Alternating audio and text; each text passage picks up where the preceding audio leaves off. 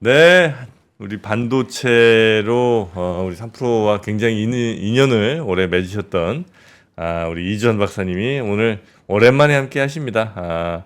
어서 오십시오. 아, 반갑습니다. 오랜만입니다. 네, 아유, 잘 지내셨어요? 아침 방송 오랜만이어가지고 네, 적응을 좀 해야 될 것 같아요. 잠도 좀 깨야 되고. 네. 왜 이렇게 몸이 좋아지신 거예요? 아, 와, 거의 뭐 벌크업이 지금. 며칠 전에 가족 모임 갔더니 그러더라고요. 친척들이 그 연령대 동급 최강인 것 같다고. 그러니까, 와, 지금, 뭐 가슴 근육, 뭘 좀 하세요? 아니 뭐 반도체 얘기하는 시간에 갑자기 아직 반도체가 중요한 게 아니에요. 피지컬 얘기를 네, 헬스 꾸준히 하고요. 네. 주말에 자전거 한 번씩 타고. 그러세요? 네. 와, 이게 지금 저 화면이 약간 좀 앞에 광고판 때문에 가려져서 그런데 어마어마합니다. 복근도 왕자가 있다고 봐야 되겠는데, 그죠? 제가 복근 운동은 거의 잘 안 하는데 보여주기 위해서 운동하는 게 아니다 보니까. 근데 이 여름 되기 전에 조금 하긴 하려고요. 수영장이라도 가게 되면 혹시라도 상탈을 해야 되니까 지난주부터 복근을 시작은 했습니다. 평상시에 잘 안 해요, 복근 운동. 그래요? 네. 운동하는 재미가 또 있군요. 이렇게 뭔가 딱 이렇게 보여줄 때 이거 뿌듯함. 이제 뭐 거울을 운동 끝나고 보면 어디가 약한지가 보이잖아요. 그러면 이제 그 다음 주에는 어떤 부위를 조금 더 내가 집중해야 되겠다. 그리고 계획을 좀 세우죠. 주간 단위로. 아휴, 그렇습니다. 자, 우리 이주환 애널리스트분과 함께 일단 반도체 얘기를 안 할 수가 없습니다. 네, 반도체가 이제 올해 제일 또 핫하기도 한 것 같고요. 그렇죠. 연초부터 거의 뭐 반도체 주식 안 사면 뭔가 소외되는 느낌? 막 이런 거였었잖아요. 분위기가. 맞습니다. 그게 작년까지는 2차 전지가 좀 그랬었고 배터리 쪽이 올해는 완전히 분위기 바뀐 걸 느낄 수가 있겠더라고요. 네. 확실히 뭐 AI 발 맞습니다. HBM 때문에. 네. 근데 역시 뭐 제일 핫한 데는 엔비디아 아니겠습니까?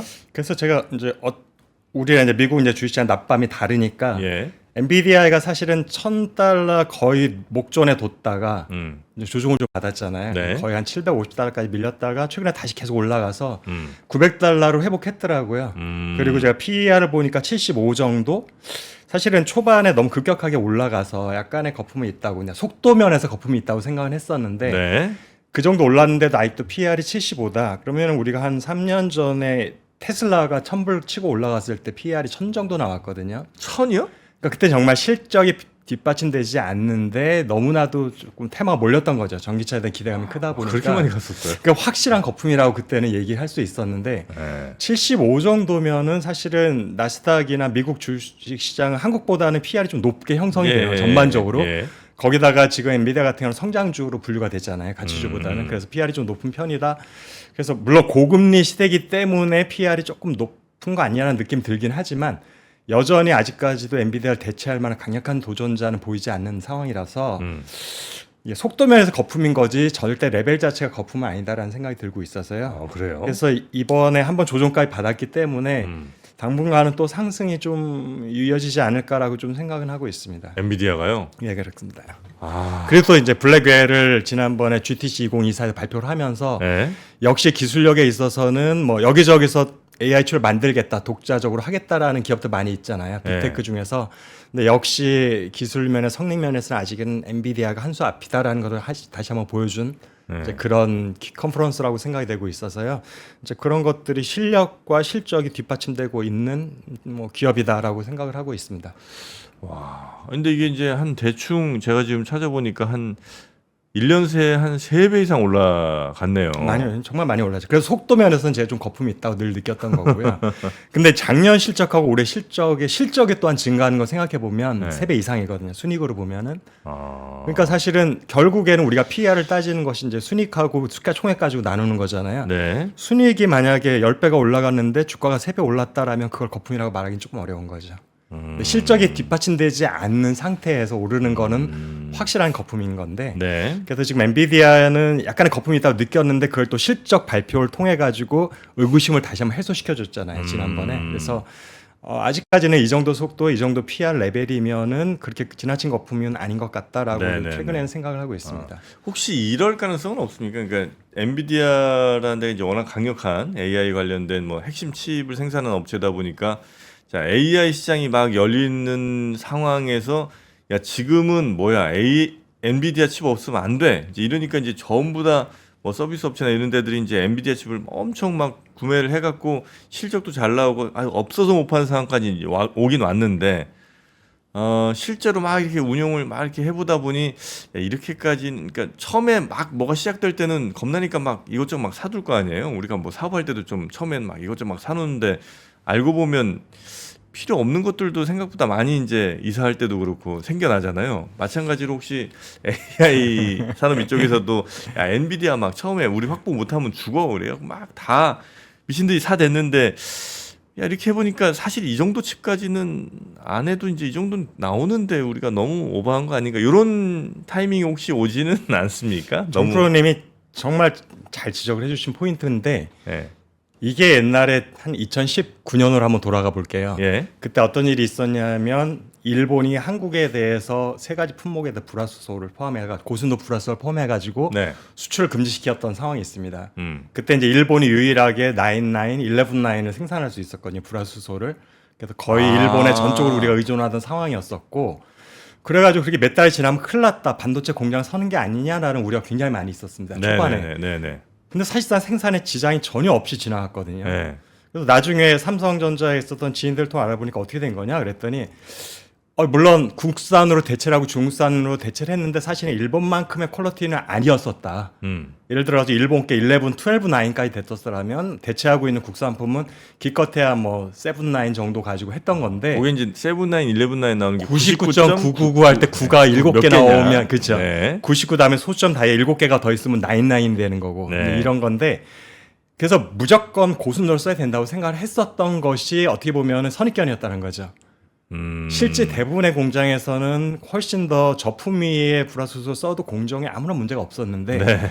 계속 일본 걸 써보고 일본 거가 무조건 좋다고 생각해서 일본에서 제공하는 굉장히 초고순도를 써보다 보니까 다른 건 쓰면 안 되는 줄 알았었는데 예. 해보니까 큰 문제가 없더라. 일대에도 별 지장이 없더라. 예. 그래가지고 국산품으로 굉장히 빠르게 대체가 됐던 거거든요. 지금도 AI도 마찬가지인 게 엔비디아 칩이 하나가 5천만 원이 넘잖아요. 네. 칩셋이 H100 같은 경우에 이 정도가 필요한지 모르지만 어쨌든 지금 우리가 손에 쥘 수 있는 칩이 그거밖에 없으니까 이거 무조건 써야 된다고 생각했던 것들이 많이 있을 거예요. 네. 근데 우리가 지금 많이 그러니까 정말로 어쨌든 뭐 슈퍼컴퓨터 같이 네. 굉장히 복잡한 연산을 해야 되는 쪽에는 그게 필요할 수 있겠죠. 그렇지만 지금 같이 온 디바이스라든지 아니면 빅테크 기업들을 통한 우리 일반 사용자들이 사용해야 되는 수준의 인공지능 수준이라면은 정말 그 정도 고성능 칩이 필요할까라는 게 저도 사실 좀 생각을 하고 있고요. 네. 그래서 이런 것이 지금 열풍이 한번 지나고 나면은 정말 어떤 고성능 칩이 필요한 분야가 있을 것이고 그보다는 네. 조금 많이 떨어지는 성능의 AI 칩으로도 충분한 영역이 있을 거라고 생각이 되고 있어서요. 예. 이제 그런 것들이 어느 정도 교통 정리되는데 한 1, 2년 정도 시간이 필요할 거라고 생각이 됩니다. 네, 그때쯤 네, 네. 되면은 엔비디아가 만드는 것이 아닌 품질의 AI 칩도 충분히 이제 시향성이 있다고 느꼈을 때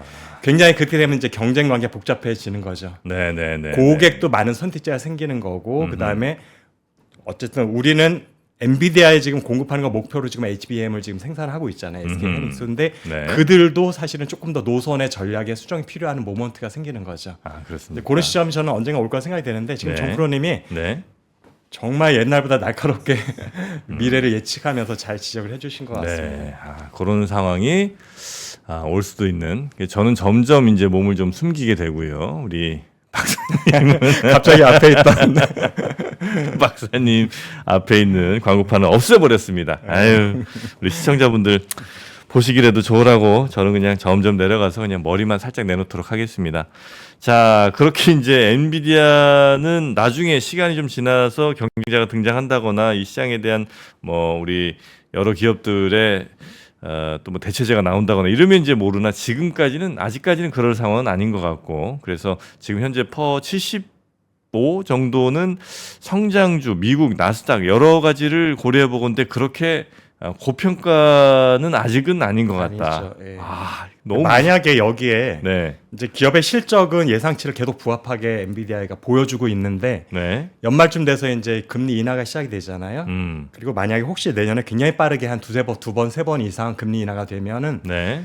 사실은 자동적으로 우리가 이제 그 고PR에 대한 부담이 없어지는 거예요. 금리가 낮아지게 되면은 네. 그렇게 되면 사실은 75가 사실은 150 수준까지도 그렇게 높은 PR이 아니다라고 느끼는 시점에 올 수도 있는 것이어서 네, 물론 그게 항상 주가라는 건 중간에 몇 번의 조정이 있기 때문에 지금 가격에서 뭐 2배까지 그냥 바로 올라갈 거라고 생각은 아무도 하지 않겠지만 네. 충분히 가능성 있는 그 레벨 1이 아닐까? 지금의 2배 정도 수준이 네, 네, 이런 네. 가능성도 열려는 있습니다. 아. 금리 인하라는 전제 하에서.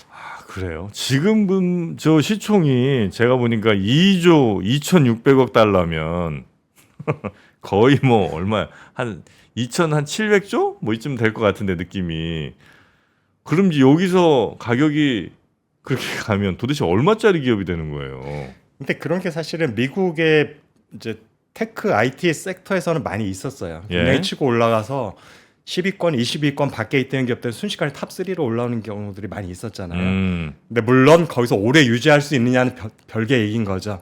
사실 우리가 전통적으로 탑3, 탑5를 유지하고 있던 기업들은 그게 10년, 20년 정도를 5 밑으로 내려가지 않았던 그런 기업들이 많이 있는 거잖아요. 네. 근데 물론 그 정도 위상으로 오래 지속할 수 있을지 여부는 좀 별개의 거고 일단 순간적으로 그 정도 높이까지 한번 치고 올라갈 수 있는 여지들은 늘 있는 거죠. 네. 바이오도 그런 경우들이 있었고 네, IPO도 네, 네. 있었고 뭐 메타나 구글도 항상 초반에는 그런 식의 한 번 좀 서프라이즈가 있었던 기업들인데 네. 그걸 끝까지 유지할 수 있으면 정말 이제 명품 기업이 되는 거죠. 그때부터는. 네네네.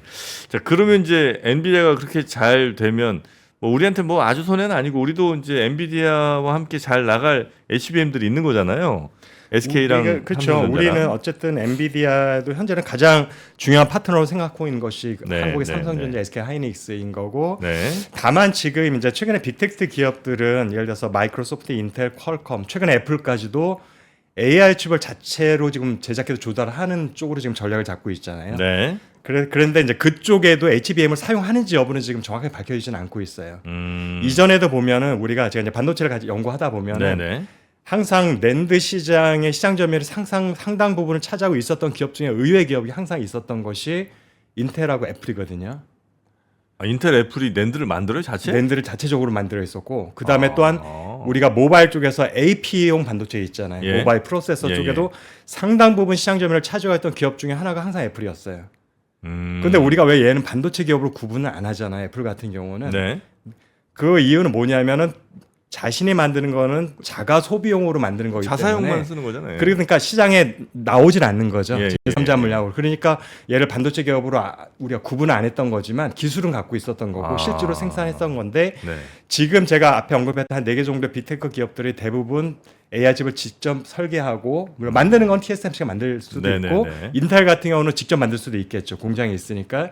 그런데 그런 것들에 대해서 우리가 구체적인 사이 나오진 않아요. 왜냐하면 외부에 공개되지 않고 자체로 쓰니까 그거를 이제 리버스 엔지니어링을 해서 뜯어보면 알 수는 있겠죠. 네. 어디 칩을 사용했는지. 근데 그렇지 않는 한도 내에서는 얘네들이 정말 어느 정도 사양의 칩을 사용하고 있는지 거기에 한국산 HBM을 사용하고 있는 건지 아닌 건지 아니면 아예 HBM을 사용하지 않고 초기에 엔비디아 칩 모델처럼 그냥 GDDR6나 5 같은 것들을 여러 6개, 8개, 12개 정도 평면상으로 2D로 지금 쌓아서 만들고 있는 건지 그런 것들이 좀 확인이 되고 있지 않아서 네. 근데 만약에 그런 물량들이 늘어나게 된다라면은 거기에 HBM을 사용하느냐 안 하느냐에 따라서 국내 기업들이 이제 고객이 굉장히 많이 확대될 수 있느냐, 익스텐션 될 수 있느냐, 네. 아니면 오로지 엔비디아 보고 가야 되느냐라는 것에 이제 차이가 날 수가 있을 것 같습니다. 미래에.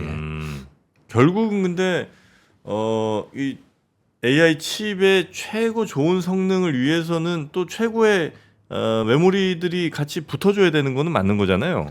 맞습니다. 그래서 지금 결국에는 그뿐만 아니라 플랫폼을 운영하는 대부분의 빅테크 기업들은 이제 데이터 센터를 갖고 있잖아요. 예. 우리가 2017년도, 2018년도 이후쯤부터 빅데이터 센터로 인한 그러니까 저희가 사실은 서버용 D램이 굉장히 고가로 형성이 되면서 반도체 기업들의 이제 마진을 높여주는데 기여를 많이 했었거든요. 네네. 근데 결국에는 데이터 센터를 최근에 이제 빅테이크들은 이제 확장을 다시 하는 와중에 이제는 기존에 쓰던 기업용 서버용 D램 대신에 AI D램을 사용했다. AI 칩을 사용했다라는 무브먼트가 보이고 있는 거고요. 네네네. 그래서 결국에는 기존의 서버용 D램을 대체하는 것들이 AI용 칩으로 지금 변환되고 있는 것이고 물론 거기에는 이제 HBM이 상당 부분 들어가고 생각이 되고 있는데 네네. 이제 이런 부분들은 대규모 기업 데이터 센터에는 아마 고가의 칩들이 사용될 가능성이 높은 거고요. 그런데 사실은 우리가 네이버에서 검색하거나 이제 일반적으로 우리가 간단한 질문을 하고 거기에 답변을 받는 수준에서는 그 정도 고가의 고성능의 칩이 필요하지 않을 수도 있는 영역이 분명히 지금도 있는 거죠. 그래서 지금 마하1 같은 경우 삼성전자가 지금 출시하겠다는 것들도 네. 아마 엔비디아보다 가격이 한 3분의 1, 4분의 1 정도로 예상을 하고 있는 거고요. 심지어는 5분의 1까지도 얘기를 하고 있는데 그 얘기는 성능도 상당 부분은 좀 절충을 한 거죠. 네. 그렇지만 우리가 일반 소비자가 사용하는 양산 레벨에서는 그 정도 성능이면 충분하다. 우리가 굉장히 복잡한 연산을 추구하는 것이 아니고 뭐 미래를 예측해야 되는 수준은 아니기 때문에 그래서 그런 면에 있어서 상당 부분 이제 플랫폼 업체들의 어떤 AI 칩의 접근 양상이 좀 다른 거고요. 그럼에도 불구하고 일부에는 여전히 엔비디아 칩을 사용해야 되는 특히 그래픽에 같이 연동되어야 하는 부분에 있어서는 굉장히 빠른 연산이 필요하고 또 네. 데이터 전송이 필요하거든요. 그래서 네네. 두 개의 시장이 같이 성장할 거라 보고 있고요. 이제 두 개의 시장은 계속 같이 갈 거라 보고 있습니다. 그래서 고가의 엔비디아 칩과 그 정도의 성능은 아니지만 상당히 가격을 낮출 수 있고 전력 소모를 줄일 수 있는 칩. 이 두 개 시장 병행해서 병립해서 갈 거라고 보고 있습니다. 네네네.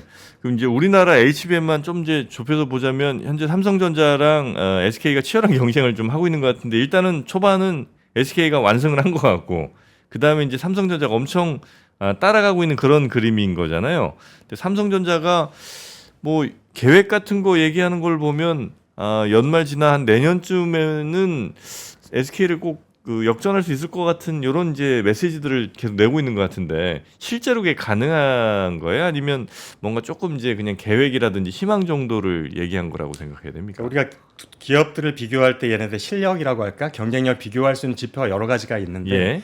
그 중에 하나는 이제 매출 볼륨이죠. 네. 시장 점유율이 될 수 있는 거고 그다음에 또 하나는 기술력이죠. 네. 누가 몇 나노 기술을 더 많이 만들었느냐 뭐 이런 것들. 근데 삼성전자가 어떻게 보면은 파운더리에서 기술력만 놓고 보면 TSMC에 뒤지지 않잖아요. 네. 3나노 진입 시점도 더 빨랐었고 올어라운드 게이트 올어라운드 기술도 먼저 적용을 했었고 네네네. 그렇게 따지면 삼성전자가 더 우위에 있는 거잖아요. 기술력만 놓고 보면. 기술력으로. 근데 삼성전자 TSMC가 앞섰다라고 인식하는 사람은 아무도 없죠. 파운더리 시장에서. 네. 그래서 결국에는 그건 되게 종합적인 거라고 생각이 되고 있고요.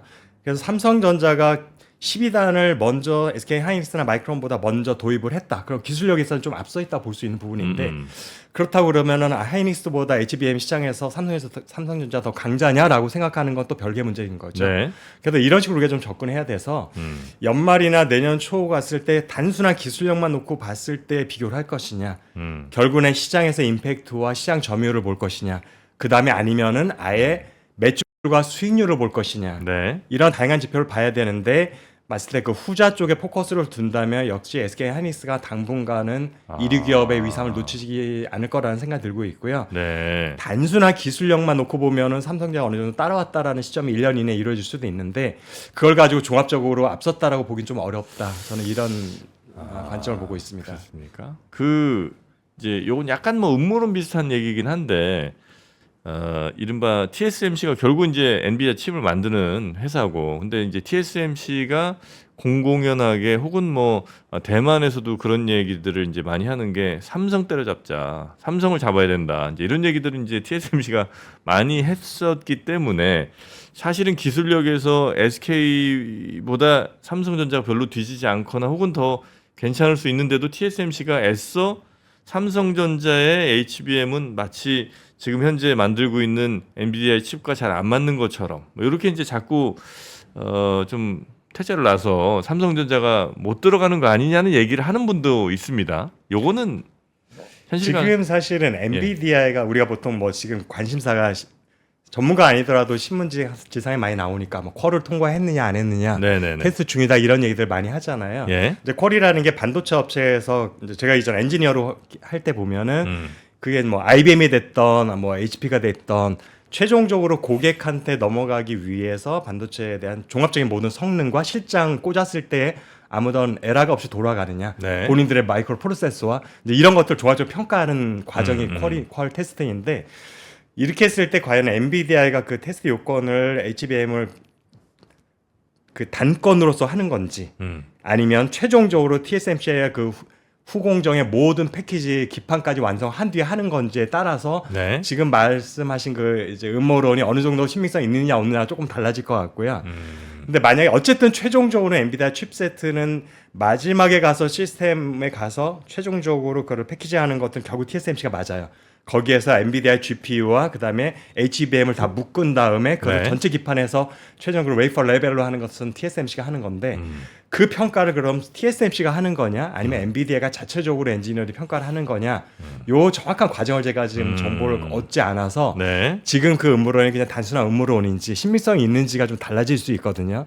그래서 최종적인 모든 거 데이터를 받아가지고 평가와 결론 자체를 엔비디아가 직접 하는 거라면 그냥 네. 음모론에 그칠 수도 있는 부분이고 상방 부분 TSMC가 어떤 결정권에 영향을 미칠 수 있는 그 목소리를 낼 수 있는 역할을 할 수 있는 거냐 네네네. 면은 어느 정도 살짝 영향력이 있다 정도인데 제가 볼 때 그 음모론이 그렇게 크게 신빙성이 있다고 보기 좀 어렵다고 보여지고 있고요. 네. 엔비디아 그런 것들 결국엔 합쳐업체이잖아요. TSMC도 네네네네. 거기한테 최종 결정권을 줄 것 같지는 않거든요. 근데 이제 뭐 그 음모론제 주장하시는 분들은 어쨌든 생산할 수 있는 데가 TSMC 하나이다 그렇긴 하죠. 보니까 네. 거기서 뭐 기술적으로 이게 좀 안 돼요라고 얘기하면 그거를 거부할 수 있는 힘이 엔비디아가 과연 있을까? 그럼 TSMC 말고 다른 선택할 수 있는 그 선택지 대안이라는 게 현재 없는데 그래서 이제 그런 얘기가 아마 좀 나오는. 근데 생각해 보면은 네. 물론 삼성전자가 좀 복잡하긴 하죠.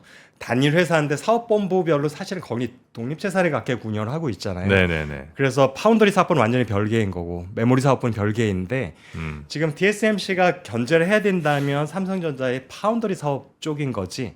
지금 HBM은 메모리 사업부잖아요. 네. 결국엔 D램이니까 그래픽 D램을 패키지 방식이 새로운 게 등장한 거기 때문에 굳이 메모리 사업부를 견제를 해야 될까 이런 생각도 드는 게 왜냐하면은 결국에는 엔비디아가 전체적으로 공급할 수 있는 물량이 많아져야 본인이 매출이 증가하는 건데 네. 거기에 공급하는 HBM의 물량이 부족해서 사실은 다 지금 고객한테 납품 못한 상황인데 네네네. 삼성 것까지 들어와서 더 많은 HBM을 확보하면 자기들이 더 많이 물량을 팔 수 있는 거거든요. 근데 구조의 메모리 사업부 쪽에 견제를 할 이유도 없을 뿐더러 네. HBM의 공급이 부족해서 자기들도 매출이 부족해지는 상황에서 굳이 다른 세컨드 플레이어가 HBM을 잘 만들 수 있다라면 환영할 일이라고 저는 생각이 되거든요. 그래서 전체 공급망 자체를 보는 시야에서 우리가 이해를 해야 될 것 같습니다. 네. 현재 그러면 AI 칩 만드는 데 있어서는 HBM이 제일 핵심이에요. 그게 안정적으로 공급이 되는 게. 결국은 그거 하나만이라 보기는 어렵고요. 우리가 AI 칩을 뜯어 보면은 이제 여러 가지가 있죠. 그 중에는 HBM이라는 게 하나 있고 그 중에 HBM을 컨트롤할 수 있는 로직 칩이 들어가고요. 그 다음에 옆에 또 가장 핵심이 될 수 있는 GPU가 들어가죠. 네, 이게 네, 프로세스 네. 역할을 해주는 네. 이 전체를 묶어가지고 패키지로 하는 게 이제 TSMC의 역할인 건데 이 중에서 그러면 HBM만 잘 만드는 되고 HBM만 부족하고 그럼 GPU는 부족하지 않는지 이런 부분까지는 사실은 저희가 정보를 정확히 알 수는 없는데 그거를 아마 지금 TSMC는 갖고 있을 거예요. 왜냐하면 전체를 다 받아가지고 본인들이 최종 패키징을 하기 때문에 네. 그럼 GPU도 자기들이 만들잖아요. 네. 그래서 GPU는 생산에 부족함이 없는 건지 공급에 부족함이 없는 건지 HBM이 병목인지 GPU도 병목인지 근데 사실은 지금 TSMC 자체 모든 라인이 풀캐파가 돌아가고 있는 상황이어서 네. 거기에 지금 애플 물량이 상당하거든요. TSMC의 주요 고객 가장 큰 고객 애플이기 때문에 네네. 애플의 물량을 주기 위해서 엔비디아 물량을 풀리 서포트 못한 부분도 있을 거예요. 그 중에는 이제 GPU도 있는 거죠. 네. 그래서 단순히 HBM이 그냥 크리티컬한 부분인지 이거는 사실 우리가 단언하기는 좀 어렵습니다. 그 삼성전자가 그 최고의 기술자들 뭐 400명인가 모아서 뭐 팀 만들었다고 하잖아요. 뭐 최근에 그런 뉴스가 400명 있던데. 구성해서 네. 뭐 제가 이제 어제도 이제 다른 전문가분과 얘기를 해보면서 100명은 이제 바로 지금 이제 HBM3E라고 할 수 있는 거 지금 이제 바로 쓰여야 될 것들이고 나머지 300명은 그 다음 세대를 준비하고 있다고 HBM4를 준비하는 인력이라고 얘기를 들었는데 네. 지금 사실은 어쨌든 타도 SK 하이닉스인 건 맞는 것 같고요. 네. 어쨌든 여지까지는 한 발 뒤져 있다라는 건 본인도 인식을 하는 거죠. 왜냐하면은 중간에 공백이 좀 있었잖아요. 네. 하이닉스가 꾸준히 2018년, 19년, 20년 공백 없이 밀고 나갔을 때 삼성전자 생각보다 이제 수요가 생기지 않으니까 시장이 커지지 않으니까 잠시 좀 접었어요. 양산로 가는 데서 그 사이에 3세대, 4세대에서 역전을 당해버렸던 거죠. 네네네. 그래서 지금의 결과가 왔던 건데 그러다 보니까 이제 걷어뛰고 가야 되겠다라는 전략이 와서 8단 대신 12단 4세대로 나온 거고 5세대, 6세대 때는 우리가 먼저 들어가자라는 이제 전략을 세웠던 것으로 인식을 하면 될 것 같고요. 이 작전이 성공할지 여부는 결국에는 이제 엔비디아의 퀄 테스트 통과 여부도 좀 봐야 되는 것 같고, 또 중요한 거는 8단과 12단의 차이가 있거든요. 네. 지금 현재 주력은 8단인데 마이크론도 8단이고 하이닉스도 8단인데 바로 12단으로 갔잖아요. 그런데 이제 고객이 과연 12단에 대한 선호가 높을 거냐, 여전히 8단을 선호할 거냐.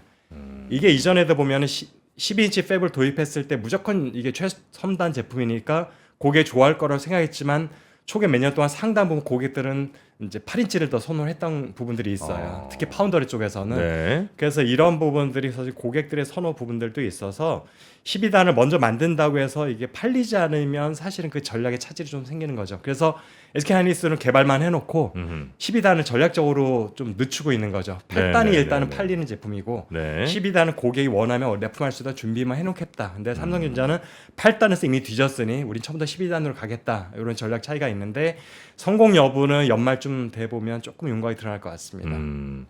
그 투자한 입장에서 이제 반도체에서도 이제 전공정, 후공정 뭐 등등의 이제 한때 막 그 어떤 때는 뭐 후공정이 막 이렇게 각광받을 때가 있고 어떨 땐 또 아닐 때가 있잖아요. 지금 타이밍은 어느 쪽에 조금 더 힘이 실리고 어느 쪽에 좀 더 선호가 높아지는 시기입니까? 이거 두 개를 좀 띄워야 될 것 같아요. 지금 AI와 관련돼 있는 돌풍이 한 축이 있고, 예. 그 다음에 전반적으로 메모리 가격이 상승하면서 작년에 위축됐던 반도체 시장 전체가 다시 회복되는 국면 두 개가 있는데, 네. 볼륨으로 놓고 보면은 기존 제품이 훨씬 큰 시장이죠. 아직까지는. 왜냐하면 메모리 시장만 놓고 봤을 때 작년 말 기준으로 HBM이 차지하는 비중이 한 10% 정도고, 나머지 90%는 기존의 기업용 서버, 모바일용 서버, 그래픽 서버, 그래픽 D램 뭐 이런 거잖아요. 모바일 D램. 네네네. 그래서 볼륨으로 보면 여전히 기존의 원래 우리의 주력이던 제품들이 훨씬 볼륨이 큰데 얘네들이 이제 빠르게 가격이 회복되고 있다 보니까 네. 이쪽에 대한 설비 투자 다시 재개가 되고 있고요. 그다음 거기에 대한 공장 가동률을 높이면서 소부장에 대한 니드가 커지고 있는 상황이어서 이쪽도 굉장히 지금 좋은 상황입니다. 기본적으로. 근데 이제 하이닉스나 삼성전자에서 이제 수익성 관점에서 보면 마진율이 HBM 쪽이 훨씬 높은 거죠. 고부가가치 제품인 거죠. 네. 그래서 매출보다 이제 이익 기여도는 훨씬 높은 것들 우리가 인식하고 있는데, 그러다 보니까 이쪽에 대한 투자에 대한 비중이 더 높아지는 건 사실이긴 해요. 네. 근데 성장 속도로 볼 거냐, 전체적인 현재 볼륨으로 볼 거냐에 따라서 양쪽 다 저는 소부장 기업 입장에서는 열려 있습니다. 올해 같은 경우에는. 그래서 양쪽 다 사실은 누구나 다 수혜가 있을 것 같은데, 미래 성장 쪽을 보면은 아무래도 성장률이 중요하긴 하니까 네. HBM 관련된 쪽에 대해서 우리가 이제 한 손을 들어주는 거고 주가가 그쪽에 빠르게 반영이 됐다고 보시면 될 것 같은데, 그거는 결국에는 후공정 쪽 중에서도 특히 HBM 관련돼서는 우리가 두 가지가 있잖아요. 결국에는 위로 쌓아놓다 보니까 이게 TSV라고 해서 관통형 전극을 꽂아야 되니까 네. 그걸 애치해야 되는 장면 부분들이 있고, 또 그것을 더 필링해야 되잖아요. 카파라든가 이거 더 필링해야 되는 장비와 또 머티리얼 부분들이 있는 거고요. 그냥 우리가 지금 관심을 갖고 있는 건 이제 한미 반도체 관심을 갖던 것들은 결국에는 8단이 됐든 12단이 됐든 그 두 개를 접합해줘야 되는데, 그 본딩 머신이 이제 한미 반도체가 독보적인 기술을 갖고 있다 보니까 그 수혜를 가장 많이 발렸던 거고, 이제 여전히 계속 갈 거고요. 네. 그 다음에 또 하나는 결국에는 머신이 필요하면은 머티리얼도 필요한 거잖아요. 그래서 지금 하이닉스 같은 경우는 그건 이제 매스 리플로를 방식을 사용하다 보니까 매스 리플로를 위한 이제 에폭시 계열의 머티리얼이 필요한 거고요. 삼성전자 같은 경우는 그걸 이제 필름 방식으로 하고 있죠. 서로 네. 다른 방식으로 접근하고 있어서 그러다 보니까 넌 컨덕티브 이제 필름 머티리얼 같은 것들을 생산할 제품들이 있어요. 케미컬 기업들인데 그래서 이런 기업들하고 또 하나는 최근에 이제 각광을 받던 것들이 HBM 같은 경우들은 기존의 GDDR과는 이제 다른 테스트 기술이 필요한 거고 테스트 장비가 필요한 거죠. 네. 그런데 훨씬 중요한 거예요, 옛날보다도. 왜냐하면 옛날에는 칩 단위에서 페일류만 생각하면 됐는데 지금 아파트 같이 8단, 12단을 쌓아놨는데 이게 하나가 페일하면 전체가 페일이 돼버리는 거예요. 독립적으로 우리가 이거를 수리할 수 없고 독립적으로 교체할 수 없는 거죠. 한 몸이 돼버렸으니까. 네. 굉장히 비싸잖아요. 그러다 보니까 페일 자체를 처음부터 이제 막아야 되는 상황이 된 거예요. 페일 되면 나중에는 이거를 케어를 할 수 있다, 리페어를 한다, 이런 어떤 가능성이 열려 있었는데 지금 그게 좀 어려워졌던 상황이고, 그래서 테스트 쪽에 굉장히 좀 더 깐깐해졌던 상황. 네. 그래서 지금 삼성전자가 엔비디아의 퀄 테스트가 그냥 길어지는 게 테스트가 옛날 일반적인 그래픽 D램보다 훨씬 더 굉장히 높은 사양의 기준을 맞춰줘야 되는 상황인 거죠. 그다음에 그 패키지 레벨까지도 다 통과해야 되는 것들. 그러다 보니까 아예 처음부터 그 패키지 레벨에서 우리가 자체로 테스트를 아예 통과시키고 나가는 게 훨씬 더 빠른 거죠. 안정성도 높고 그러다 보니까 이제 HBM 전용 테스트 장비에 대한 수요가 높아질 거라 보고 있어서 이제 그쪽에 이미 납품이 시작된 기업들에 대한 기대가 높은 상황입니다. 그 테스트 하는 게 말씀 들어보니까 진짜 중요하네요. 이게 테스트가 결국 이제 예전에는 칩별로 다 뭐 테스트 당연히 했겠죠. 근데 요건 이제 하나 문제 생기면 하나 끝 이렇게 이제 하면 되는데 이제 8단 12단 쌓으면 이제 8단 12단 중에 한 개만 문제가 생겨도 전체를 그냥 다 버려야 되는 이런 상황이 그쵸. 된다는 거죠. 이전에는 이제 예를 들어서 그래픽 칩셋에 대한 드럼이 작으면 제일 적은 게 6개, 8개, 12개 정도. 그러니까 GPU가 가운데 있으면 둘레를 둘러싸고 있는 형태였거든요. 그럼 하나 페일 나면 이걸 교체하든지 아니면 그때는 다 회로 배선 자체가 밖으로 연결돼 있었잖아요. 그러다 보니까 그 부분을 그냥 우리가 리페어를 할 수가 있었어요. 근데 지금은 리페어 자체가 불가능한 거죠. 전체적인 칩셋을 만드는 업체가 그 하나를 리페어하는 게 불가능할 정도. 왜냐하면 관통형 전극이니까 내부로 들어가 있는데 이거를 리페어한다는 게 불가능한 거고 밖으로 나와 있던 전극이 대부분 다 기판 안으로 직접 들어가는 형태를 받고 있다 보니까 잘못하면 칩셋 전체를 다 교체해야 되는 상황. 그러다 보니까 HBM 메이커 입장에서도 삼성전자, SK하이닉스 입장에서도 본인들이 모든 페일을 사전에 우리가 스크리닝 해가지고 완벽한 것들을 고객한테 주지 않으면 고객 입장에서 실장에서 페일이 나기 시작하면 신뢰가 확 떨어져 버리는 거죠. 비싸니까 하나가 5천만 원이 넘으니까. 그러다 보면은 그 고객 입장에서 공짜로 바꿔버리고 싶은 마음에 유혹이 느낄 수 있는 거다 보니까 결국에는 칩 메이커에서 완벽한 테스팅을 하고 보내는 것이 가장 안전한 전략입니다. 지금 말씀해주신 그 플로우들을 잘 생각해 보면 어느 쪽에 내가 반도체를 많이 투자한다면 어느 쪽에 투자할지에 대한 힌트를 아마 꽤 많이 주신 것 같습니다. 지금 말씀 들어보니까 저도 이제 감이 대충 왔고요. 이제 그 회사들만 잘 찾으면 되겠네요. 그렇죠. 제가 사실은 뭐 알지만 기업명하고 좀 웬만하면 너무 알려진 걸 제외하면 이제 안 하는 게 이제 혹시라도 또 오해를 받을 여지가 있는데 이 정도 힌트를 주면 검색해 보면 다 나오거든요. 그 중에 뭐 상장한 업체들도 상당히 많이 있고요. 5분이면 찾아낼 수 있을 겁니다. 알겠습니다. 자, 오늘 우리 이주환 박사님 오랜만에 모셔서 일단 눈으로 좀 감탄을 좀 많이 했고요. 몸이 많이 좋아지셨고요. 예, 그리고 이게 부담되네요. 다음에는 좀 더 운동을 열심히 해가지고 변화를 보여드려야 되나요? 자, 그리고 아마 이 반도체 투자에 관한 여러분도 아마 많은 힌트를 좀 얻으셨을 것 같습니다. 자, 저도 한번 끝나고 살살 검색 한번 좀 해보도록 하겠습니다. 자, 이주환 박사님 오랜만에 너무나 반가웠고요. 조만간 다시 한번 또 반도체는 아마 올 한 해 내내 또 이슈가 좀 될 것 같으니까 또 자주 뵙도록 하겠습니다. 박사님 고생 많으셨습니다. 고맙습니다. 반갑습니다. 감사합니다. 자, 이제 오프닝벨 라이브가 시작할 시간이지요. 네, 오프닝벨 라이브도 많은 시청 부탁드리겠고요. 오늘 시장 또 우리 국장은 어떻게 시작하는지 관심 있게 지켜봐 주시기 바라겠습니다. 저는 내일 아침에 다시 여러분 찾아뵙도록 하겠습니다. 함께해 주신 여러분 비루한 몸이라 죄송합니다. 고맙습니다. 투자 마스터들의 세심한 케어로 건강한 투자 습관을 만드세요. 6월 가격 인상 전 마지막 구독료 할인 혜택도 놓치지 마세요. 3프로 멤버십 3프로 앱에서 확인하세요.